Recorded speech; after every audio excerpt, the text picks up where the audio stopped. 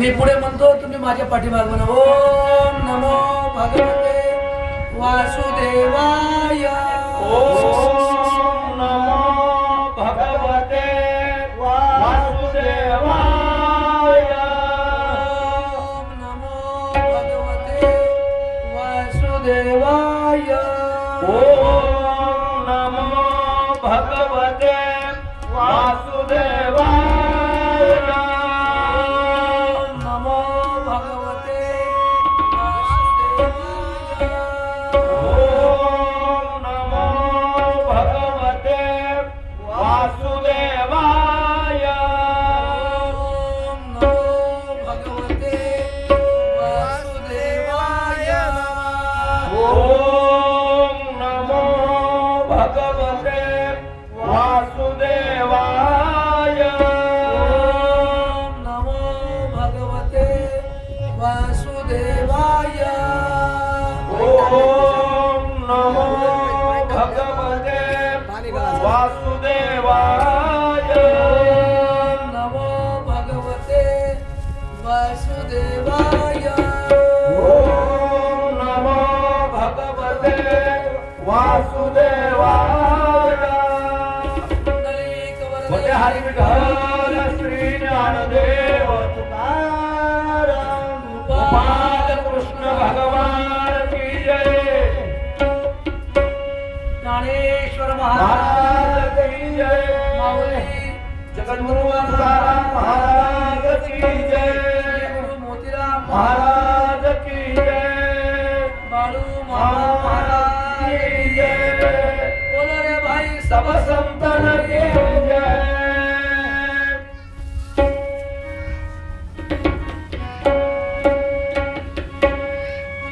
कथेला प्रारंभ करण्यापूर्वी थोडा पर्याय.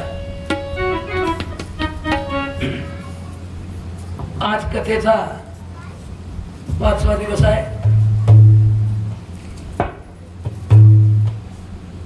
ही कथा आपल्या छोट्याशा कुंडगिरी वाडीमध्ये मोठ्या श्रद्धेनं, मोठ्या भावानं, मोठ्या प्रेमानं चालू आहे.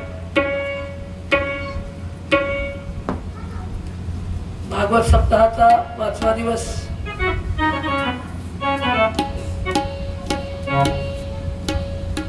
गावकऱ्याचे खूप मोठं सहकार्य, ब्रह्माजी खूप मोठं धडपड करतात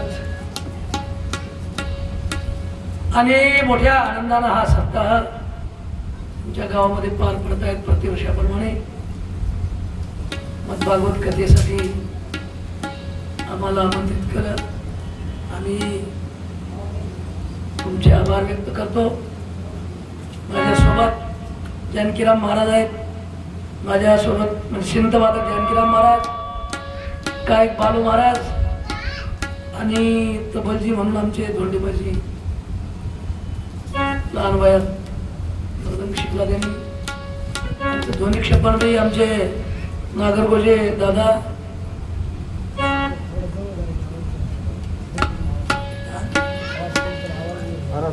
झालं ना बरं असं म्हणून काय थोडी इथं नाही असं काय असं. आणि कथेचा आज 7व्या दिवसाचा प्रारंभ असताना त्या भव्य दिव्य मंडपामध्ये यमुना नदीच्या काठावर राजा परीक्षिती शुकदेवजीच्या मुखातून कथा श्रवण करत आहे. शुकदेव म्हणतात, महाराज आज तुमच्या अंतकालाचे आजपासून फक्त 3 दिवस शिल्लक आहे. आज 5वा दिवस आहे. पुढे 2 दिवस तुम्हाला नाही हे लोकात राहायचं आहे. 7व्या दिवशी तुम्हाला निश्चित आम्हाला जावं लागणार आहे. त्यावेळेस शुकदेवजीला राजा परीक्षित म्हणतात, महाराज 7 काय आता जरी मरण आलं तरी मला बस मरणाची भीती नाही. माझा उद्धार झाला पूर्णपणे. मला ब्रह्मज्ञान प्राप्त झालं. तुमच्या मुखातून अनेक कथा अनेक सत्ताचे चरित्र, अनेक राज्याचे चरित्र, अनेक ऋषीचे चरित्र, अनेक वेगवेगळ्या कथा श्रवण करून खूप मोठं माझं मन प्रसन्न झालेलं आहे. आणि म्हणून महाराज माझे कान तृप्त झालेले आहेत. कथा श्रवण करत असताना मला खूप मोठा आनंद प्राप्त झालेला आहे. तुम्ही मला अनेक कथा सांगितल्या. कथा सांगत असताना तुम्ही 6 मन्वंतराची कथा मला सांगा. त्यावेळेस 6 मन्वंतर कथा शुकदेवजींनी राजा परीक्षितीला सांगितली. भगवान स्वयंभू मनू, पहिला मनू, दुसरा मनू असे 6 जे मनू आहेत, त्या स्वयंभू मनूचे चरित्र राजांनी श्रवण केलं. शुकदेवजीच्या मुखातून मोठा राजा आनंदी होऊन म्हणू लागला, धन्य धन्य महाराज, तुमच्या मुखातून एक एक शब्द मला प्राप्त झाला की आनंद प्राप्त होतो. आतापर्यंत बऱ्याच तुम्ही मला कथा सांगितल्या. त्या कथा श्रवण केल्या की माझं मन प्राप्त झालं, अवस्था प्राप्त झाली मला परमानंदाची.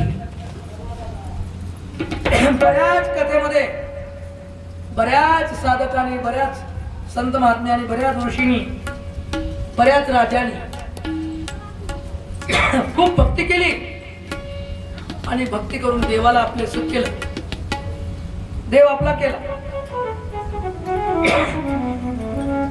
हे काही नवल नाही. पण मी एक अशी कथा माझ्या कानावर आली होती की एका पशून सुद्धा तुमचा धावा केला तर त्याचा तुम्ही उद्धार केला. पशु म्हणजे हत्ती. एका हत्तीने तुमचा धावा केला तर तुम्ही त्या हत्तीचा उद्धार केला, देवाने उद्धार केला. अशी कथा मला ऐकायला मिळाली होती. तर ती कथा मला जरा विस्तारानं सांगा. माझं मन आतुर झालेलं आहे की तो हत्ती कोण, तो नक्र कोण, त्याचा उद्धार कसा झाला, तो कुठे राहत होता आणि काय करत होता, ही कथा मला विस्तारानं सांगा. त्यावेळेस राजाला शुकदेवजी म्हणतात, विस्तारानं कथा सांगतो पण एकदा आणखी जरा भजन करा. माणसं जमलेले जरा करा भजन. राधे राधे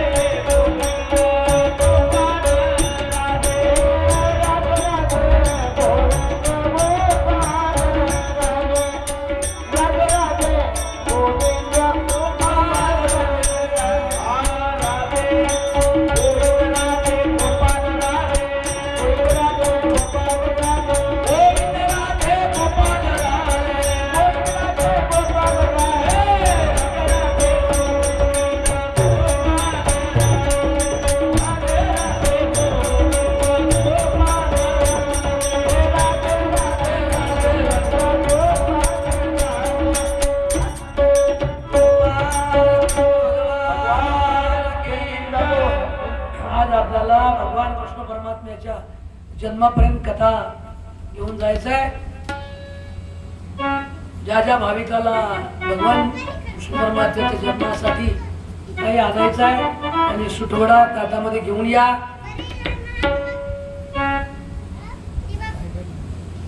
कृष्ण पाळणा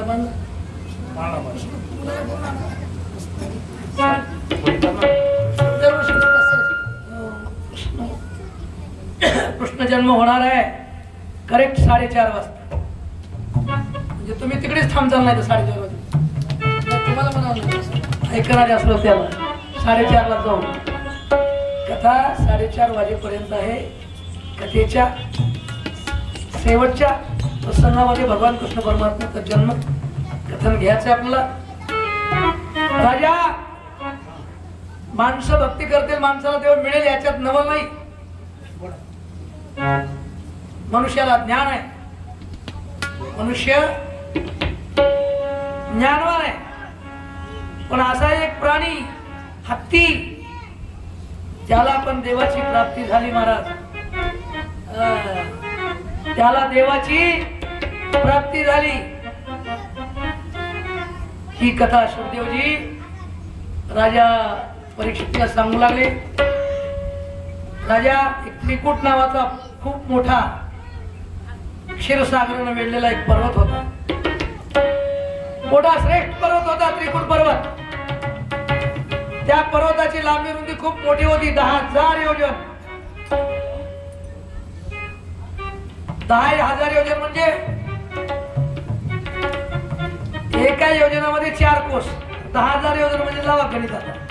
एवढा मोठा पर्वत, एवढा मोठा पर्वत. त्या पर्वतावर चांदीच्या खाणी, त्या पर्वतावर सोन्याच्या खाणी, त्या पर्वतावर रुपयाच्या खाणी, त्या पर्वतावर रत्नाच्या खाणी, असा देदीप्यमान तेजाने चमकणारा तो पर्वत. त्या पर्वतावर अनेक पर्वताचे शिखर होते, अनेक रत्नाच्या खाणीच्या खाणी होत्या, अनेक जातीच्या वल्ली होत्या, अनेक झुडप होते, अनेक झरे वाहू लागले होते. असा तो सुंदर पर्वत, ज्या पर्वतावर नेहमी पाऊस पडणारा, हिरवीगार तिकडे तिकडे हिरवळ. त्या पर्वतावर गंधर्व, विद्याधर, नाग, किन्नर, अनेक अप्सरा विहार करण्यासाठी नेहमी येत होत्या. असा पर्वत. त्या पर्वताला मोठमोठे कडे होते, अनेक जनावरांच्या झुंडी होत्या. कोकिळा गायन गाणाऱ्या होत्या. पर्वतावर अनेक नद्या निघालेल्या होत्या. त्या पर्वतावर जिकडे तिकडे फुलं झाडाला लागलेले, बहरलेले होते. झाडे सुद्धा अनेक प्रकारच्या जातीचे होते. झाडाचे नाव सांगतो तुम्हाला. चाफा, आंब्याचे झाड, चारीचे झाड, पणसाचे झाड, गुलाबाचे बारके बारके झाड, आंबाडा, सुपारी, नारळ, खजूर, म्हाळू, मोह, सागवान, ताड, तमाल, आसना, अर्जुन, रिटा, औदंब, पिंपरी, वड, पळत, चंदन, लिंब, कांचन, माल, देवदार, आवळा, बेल, कवट, इडी, लिंबू, बिबा इत्यादी झाडे. झाडाचे नाव म्हणलं काय, अनेक झाड, अनेक फुलाचे झाड. मला त्या ठिकाणी जाई, जुई, चंपक, मालंती, सेवंती वगैरे वगैरे वगैरे वगैरे, दिनका, राजा, रातकी राणी, बस बात खलास. एवढे झाड वृक्ष फुलांचे. आता पाखरं महाराज त्या पर्वतावर होते. हंस, कांडव, चक्रवाक, सारस, हे पक्षी, अनेक प्रकारचे पक्षी, अनेक प्रकारचे झाड, अनेक प्रकारच्या आवल्ली. असा तो शोभायमान पर्वत. त्या पर्वतावरचे हत्ती आपल्या 1000 हत्तीनी घेऊन, 1000 त्याची मुलं एवढे घेऊन त्या पर्वतावर नेहमी विहार करीत राहायचा. विहार म्हणजे फिरत राहायचा. आणि फिरत असताना त्याला बघितलं की मोठे मोठे वाघ, सिंह पळून जायचे. मग छोटे छोटे जनावर त्याच्या पुढे फिरायचे, कारण का ते भीती निघायची ना अन्नाची, बारक्या बारक्या जनावरांची. मग मोकळे निर्भय राहायच्या. हत्तीला बघितले की जनावर पळून जायचे मोठे मोठे. सगळ्याला आनंद वाटायचा. मग हत्ती गेंडे गेले की मग महाराज बारके वानर, वनगाई, हरण पुढे पुढे पुढे पुढे पुढ्या मारीत त्या पर्वतावर खेळायचे, नाचायचे, बागडायचे, निर्भय राहायचे. उन्हाळ्याचा दिवस होता. असाच उन्हाळा कलकल कलकल पडलेला, तप्त ऊन पडलेला. बालू महाराज उन्हाच्या प्रसंगामध्ये ज्या गजेंद्राच्या सर्व पत्न्या हत्तीनी यांना तहान लागली, पिल्ल्याला त्याच्या लेकराला तहान लागल्या, आणि सगळेच म्हणू लागले बाबा आम्हाला पाणी पिण्यासाठी कुठं घेऊन जा. जवळच तलाव होता मोठा, पण गजेंद्र त्या तलावात जात नव्हता. त्याला पूर्वजन्मीचं ज्ञान होतं. या तलावात गेलं की मला इथं एक मारणारा नखरा आहे, मला खाणारा आहे. त्याला मगर म्हणते, त्याला मकर म्हणते, दोन्ही. मालिकेमध्ये नक्र बोले निंदा निंदा नव्हे नक्र बोले असं आले आणि कथेमध्ये मगर आलेला आहे म्हणून तो जात नव्हता. पण आता दूर जाऊन पाणी पाजण्यापेक्षा आता हे सगळेच विहळ झाले होते ना, बायका विहळ झाल्या, लेकरं विहळून किंचाळ्या मारू लागले, पाणी पाणी पाजवा बाबा, पाणी पाजवा बाबा. महाराज काय करते, कुटुंबाच्या पोषणासाठी माणूस जीव धोक्यात घालतो. कोणताही माणूस, पशु असू द्या की माणूस असू द्या, आपलं कुटुंब पोषणासाठी माणूस काय कष्ट करते बघा. हाती 4 पायाचा पशु पण आपल्या लेकराला आणि आपल्या बायकाला पाणी पाजण्यासाठी त्या तलावाकडे आला. सगळ्याला त्या तलावाच्या काठावर थांबविलं, तुम्ही काठावर थांबा. आणि आपण मध्ये उतरला पाण्यामध्ये, सोंडीनं पाणी घ्यायचं. अगोदर लेकराला पाजलं, सगळे तृप्त झाले. पुन्हा सोंडीनं पाणी घेतलं. त्याच्या 1000 पत्न्या होत्या हत्तीनी, त्या सगळ्याला पाणी पाजलं. सगळे पाणी पिऊन यथेष्ट तृप्त झाले, पोट भरलं सगळ्या पिल्लाचं आणि हत्तीने. मग आता सगळे जगल्यावर मालकाला काळजी असते आपली, मग आता आपण पाणी प्यायचं. आणि म्हणून तो थोडा पुढे सरकला, सोंडेमध्ये पाणी घेतलं, पाणी पिणार तेवढ्यात त्याचा पाय घट्ट मगराने पकडला. मगराने पायाला मिठी मारली, कळालं त्याला, वैर्यानं नाव साधला. पण करतो काय, नाईलाज होता.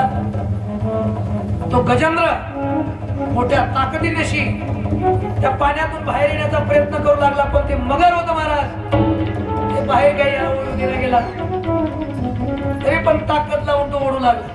खूप ताकद लावली, खूप ताकद लावली.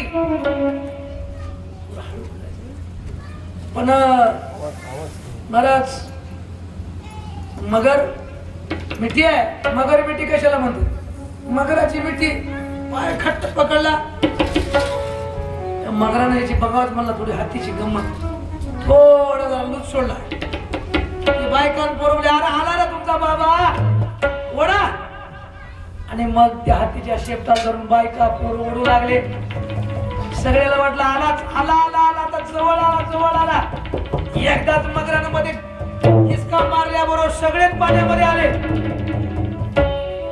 अरे बापरे, म्हणले मेलताव की पोरो बाहेर निघा. कोण म्हणाले, पत्न्या, बाया नाही, त्याच्या बायका. पोरो बाहेर या, बाहेर या, बाहेर. बाबाचं आता काही खरं दिसत नाही. बाबा आता आपल्याला मिळेल असं वाटत का वाटत नाही. मगरानं तुमच्या बाबाला धरलेलं आहे, आता शक्य नाही. या बाहेर. पोरं बाहेर आले, बायका बाहेर आल्या. बाहेरूनच मालक बघा, करा प्रयत्न, ओढा. शक्य नाही मला, तुम्हीच ओढा. आता आमची ताकद क्षीण झाली, आम्ही जास्त प्रयत्न करायला गेला आम्हाला सुद्धा तो मगर मध्ये घेऊन जाईल. म्हणून तुम्हीच प्रयत्न करा, तुम्हीच जोर लावा, तुम्हीच बाहेर यायचं बघा. आपलंही असंच आहे, संकटात पडल्यावर आपल्याला असंच महाराज कोणी येईल आपल्यासोबत, आहे का नाही महाराज. आपल्या हिनशक्ती झाल्या हिनशक्ती मनाप्रमाण झाल्या विनाशक्ती नाकडोळे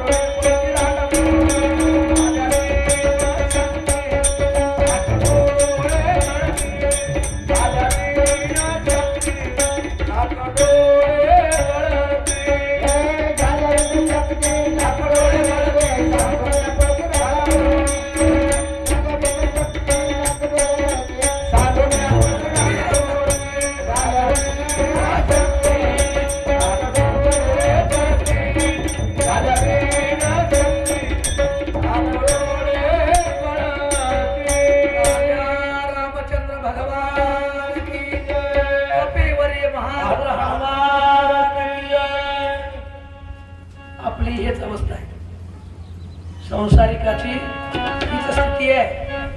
ज्यावेळेस आपली सगळी शक्ती क्षीण होते, हातपाय गळतात, त्यावेळेस कोणी आपल्याला साथ देत नाही. म्हणा कोणीच साथ देत नाही.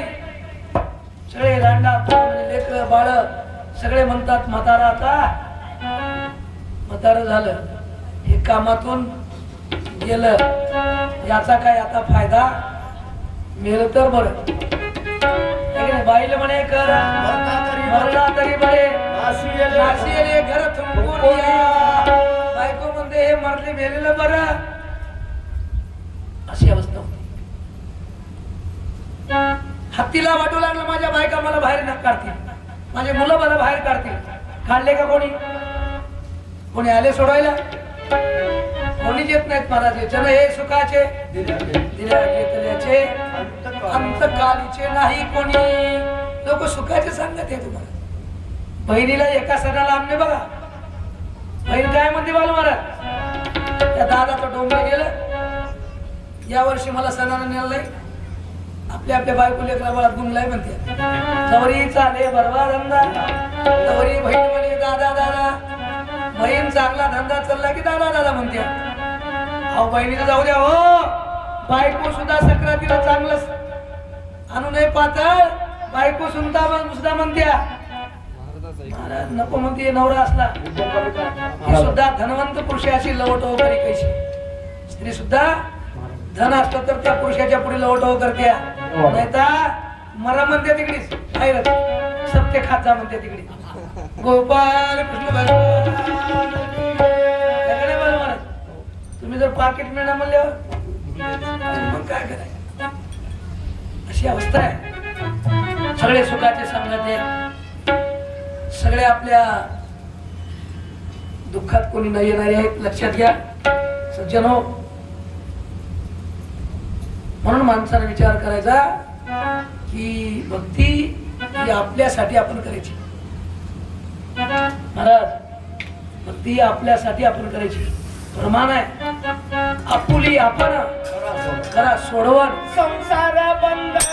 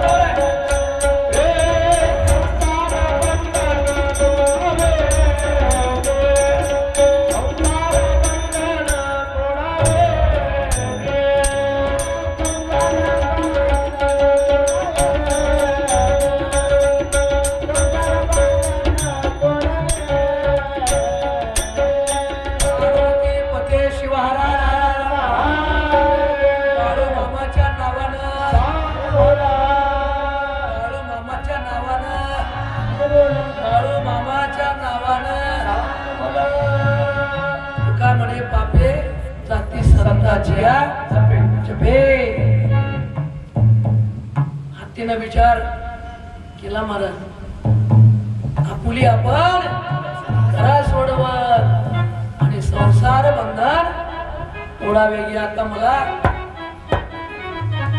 या संकटातून सोडणारा दुसरा कोणी नाही. आता थोडा कमी करा.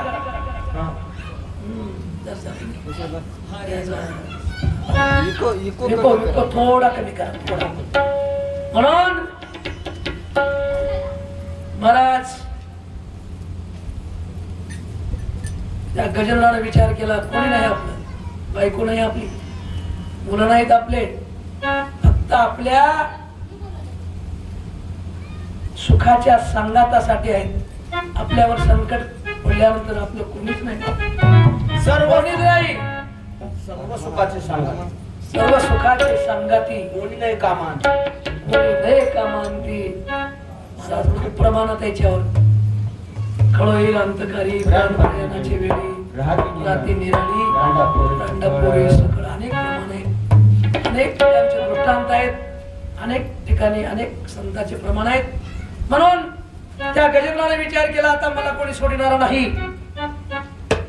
आणि अशा प्रकारचा तीव्र माणसाच्या मनात त्याग ज्यावेळेस होतो त्यावेळेस भगवंत धावत येत असतो.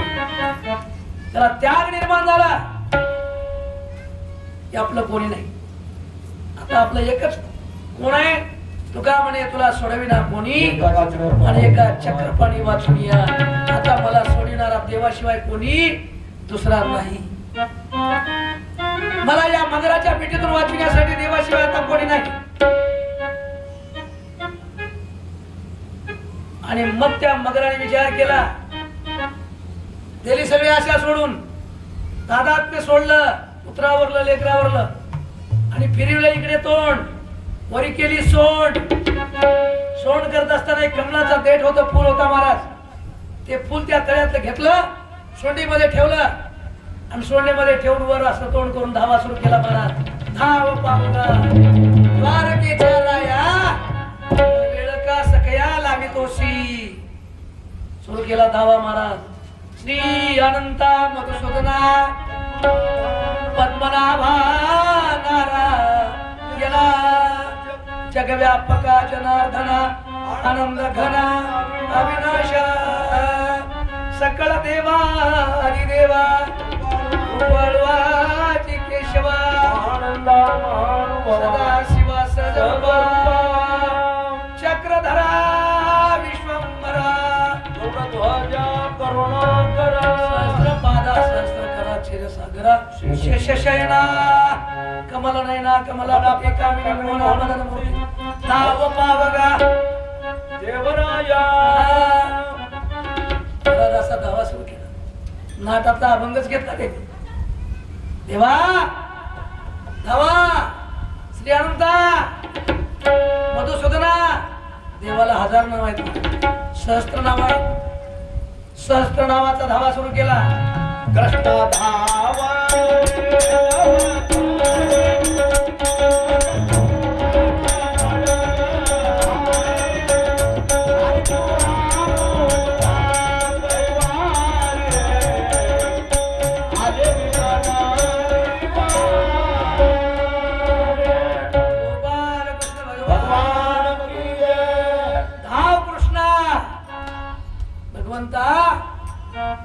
कृष्ण परमात्मा भगवंता जगाच्या पालका जगाच्या मालका ब्रह्मांडाच्या मालका धावत या.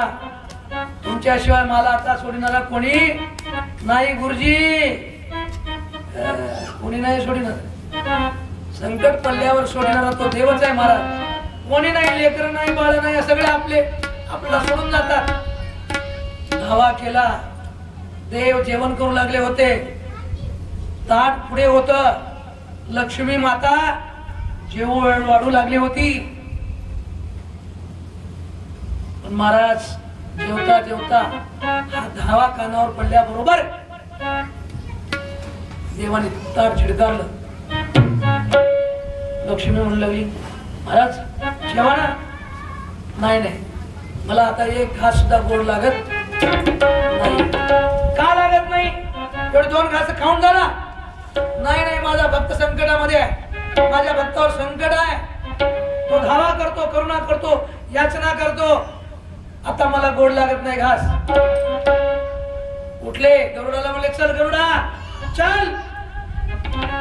गरुडाच्या पाठीवर देव बसले आणि तातडीनं गडबडीनं वेगानं अति चंचलतेने चपळतेनं वैकुंठाहून देव सर निघाले.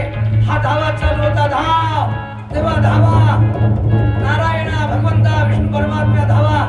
धावा कानावर येऊ लागला. गरुडाचा वेग किती होता? मनोवजेवर तुल्य वेगम. गरुडाचा वेग मना इतका होता. देवाला वाटू लागलं गरुड सुद्धा दमानच चाललाय. गरुडाचा वेग कमी पडालाय. म्हणून देव बोले गरुडा चल पळ. गरुड किती पळणार आहे? गरुडाचा वेग मना इतका. तरी देवाला वाटलं माझा भक्त जास्त संकटात आहे. त्याच्याहून उडी मारली गरुडाच्या पाठीहून. गरुडाला सोडून दिलं आणि ताबडतोब त्या तलावाच्या काठाला आले. आल्या आल्या सुदर्शन चक्र घेतलं, त्या मगराच्या मुखावर मारलं, मगराचं तोंड फोडलं, गजेंद्राला बाहेर काढलं, तळ्याच्या काठावरून त्या नकराला बाहेर काढलं महाराज मगराला. एवढं झाल्यावर गरुड आला धाप्यात येत धाप्यात येत. बघा जरा विचार करा, जो देवाची भक्ती करतो त्याच्यासाठी देव कसा धावत येतो. गरुडाच्या पाठीवर असलेला देव गरुडाला सोडून देऊन पुढे आला. किती देवाला काळजी आहे भक्ताची. सुख ठेवी आम्हासाठी, दुःख आपणची कृती. तुकाराम म्हणतात, देव किती संकट येऊ द्या, किती दुःख आमच्यावर येऊ द्या, तो आपले सगळे दुःख आपण घेतो आणि सुख आमच्यासाठी देण्यासाठी अनेक कष्ट भगवान परमात्मा सहन करतो. असा देव नकराला बाहेर काढलं, गजेंद्राचा उद्धार केला आणि देव या गजेंद्राला विमानात बसून निघाले. त्यावेळेस ते नकर महाराज हसू लागलं आणि काय म्हणू लागलं, नकर निंदा नव्हे स्तुती केली. ते देवा, तुला देव म्हणतात ना? हो मी देव आहे. देवाचं काम कसं असतंय, सगळ्याला सारखं बघायचं, सगळ्यावर सारखी कृपा ठेवायची, सगळ्याला न्याय सारखा द्यायचा. पण तुम्ही तुमच्या भक्ताला विमानात बसून घेऊन जाता आणि मी तुमच्या भक्ताचा वैरी म्हणून तुम्ही मला इथे ठेवता का? पण लक्षात घ्या देवा, तुम्ही तुमच्या भक्ताला नेत असताना तुम्ही जे मला हातानं बाहेर हिवाळून दिलं, सुदर्शन मारलं, काय माझा उद्धार राहिलाय का? निंदा नव्हे स्तुती केली. त्या गजेंद्रानं स्तुती केली देवाची. देवा, तुमचा हात मला सुद्धा लागलेला आहे, तुमचा स्पर्श मला झालेला आहे आणि मी अपवित्र कसा होईल? माझा पण उद्धार झालेला आहे, मला पण याच विमानात बसवा. देवाला हसू आलं. बरोबर हुशार आहे गेले म्हणजे. लगेच त्याचा पण उद्धार केला. दोघालाही मुक्ती मिळाली, दोघालाही मोक्ष मिळालं. दोघही असेच पूर्वजन्माचे शापदग्ध होते. हे हत्ती इंद्रदुम्न राजा होता आणि हे नकळ भू नावाचा गंधर्व होता. दोघे असेच वागता वागता चुकले होते. इंद्रदुम्न हे राजा होता की नाही, यानं दाढी राखली होती ऋषी सारखी आणि एका आश्रमाच्या ठिकाणी बसला होता. अगस्ती ऋषी जाऊ लागले होते. यानं डोळे उघडून बघले नव्हते, बघला नव्हता. म्हणून आत्रीने याला शाप दिला होता की मगर मस्तीमध्ये आलास, त्यात मस्ती जास्त आलेली आहे, तू हत्ती होशील. म्हणून तो हत्ती झाला होता. आणि एक गंधर्वही त्या इंद्रसभेत थोडासा जरा नाचताना चुकला होता, त्याला पण शाप मिळाला होता. ही रामायणामध्ये कथा आहे, गजेंद्र आख्यानामध्ये, सुंदरकांडात मोठा अध्याय. महाराज दोघांचा उद्धार झाला, दोघेही मोक्षाला भगवंताने गेले. अशी कथा शुकदेवजी राजा परीक्षितला सांगताना म्हणतात, राजा, 4 पायाच्या पशुने जरी भक्ती केली तर त्याला देव भेटतो.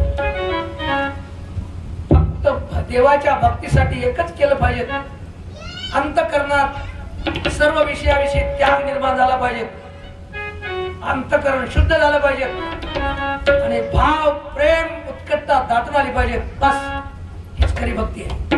आमच्या अंतःकरणात सगळे भाव वाईट, काम, क्रोध, मद, मत्सर, दंभ, अहंकार, हे षडविकार शरीरात आहेत आणि जोपर्यंत शरीरात आहे तोपर्यंत देव मिळतो का?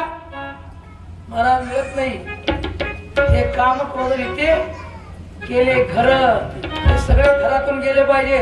हे घरच आहे या षडविकाराचं शरीर, पण याचा नाश केला पाहिजे, याला दूर ठेवलं पाहिजे, याच्यावर मात केली पाहिजे, याच्यावर विजय मिळला पाहिजे. काम क्रोधाला आमच्या संत महात्म्याने बंदीखान्यात घातलेलं. काम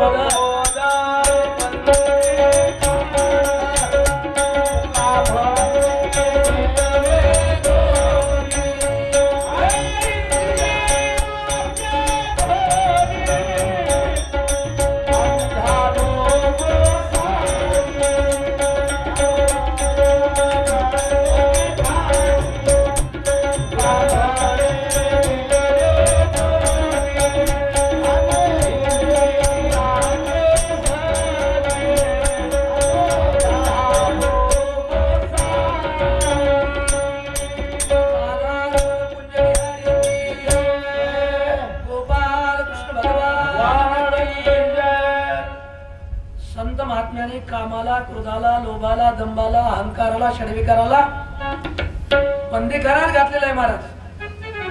त्याची मात चढू देत नाही. आणि हा जीव याच्या आहारी गेलेला आहे. आपण त्याच्या आहारी गेलो. संतांनी त्याला आपल्या ताब्यात ठेवलं. एवढाच फरक आहे का नाही? आपण त्याच्या आहारी आणि संतांनी त्याला ताब्यात ठेवलं. कामाला, क्रोधाला, लोभाला, अहंकाराला, सगळ्या षडविकाराला. सहाचा करावा नाश, तेव्हा घ्यावा संन्यास, अशी वृत्ती संत महात्म्याची. म्हणून महाराज अशी ही एक एक भक्ताची कथा देवाकडे येण्यासाठी केवळ आणि केवळ आपले षडविकार दूर करा, मन शुद्ध करा, भगवंताची प्राप्ती होते. पशु असून त्याला देव मिळाला का नाही? मिळाला का नाही? 4 पायाचा हत्ती, त्याच्यासाठी वैकुंठातून भगवान आले का नाही? आले. उद्धार झाला. आपण तर किती पायाचे आहोत? 2 पायाचे. पशुला ज्ञान नसते, आपल्याला ज्ञान